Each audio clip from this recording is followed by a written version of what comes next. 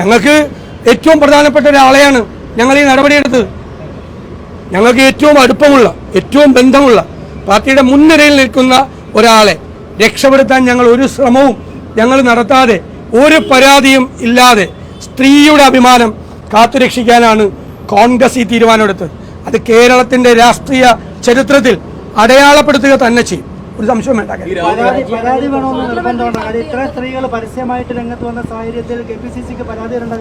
അല്ല, ഞാൻ പറഞ്ഞത് ബാക്കിയുള്ള കേസിൽ FIR രജിസ്റ്റർ ചെയ്തിട്ട് പോലും അവിടെ തന്നെ ഇരിക്കല്ലേ ആളുകൾ.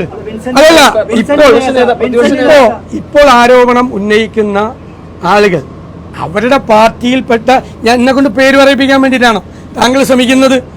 മുഖ്യമന്ത്രിയുടെ ഓഫീസ് തൊട്ട് ഇരിക്കുന്നില്ലേ? നിങ്ങൾ അതൊന്ന് ചോദിക്കും. നിങ്ങളെല്ലാവരും ചോദിക്കും. നിങ്ങൾക്ക് എന്നോട് ഈ ചോദിക്കുന്നത് പോലെ മുഖ്യമന്ത്രി പിണറായി വിജയനോട് നിങ്ങൾ ചോദിക്കില്ല. നിങ്ങൾ ആരോടും ചോദിക്കില്ല. ഇപ്പോ CPM-ന്റെ മഹിളാ നേതാക്കൾ എല്ലാവരും വന്ന് പറഞ്ഞല്ലോ ഇദ്ദേഹം രാജിവെക്കണമെന്ന്.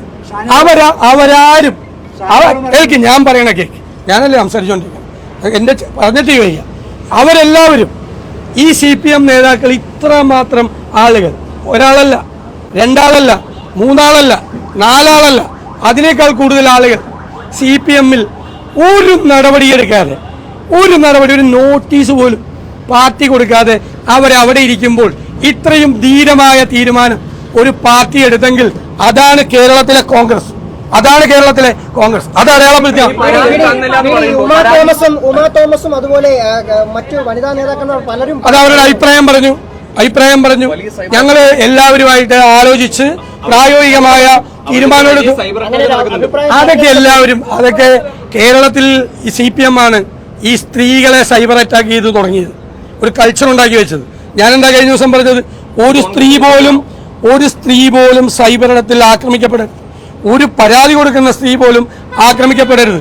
അത് തെറ്റാണ്. അതൊരു തരത്തിലുള്ള മനോരോഗമാണ് സ്ത്രീകളെ ഈ സോഷ്യൽ മീഡിയയിൽ ആക്രമിക്കുന്നത്.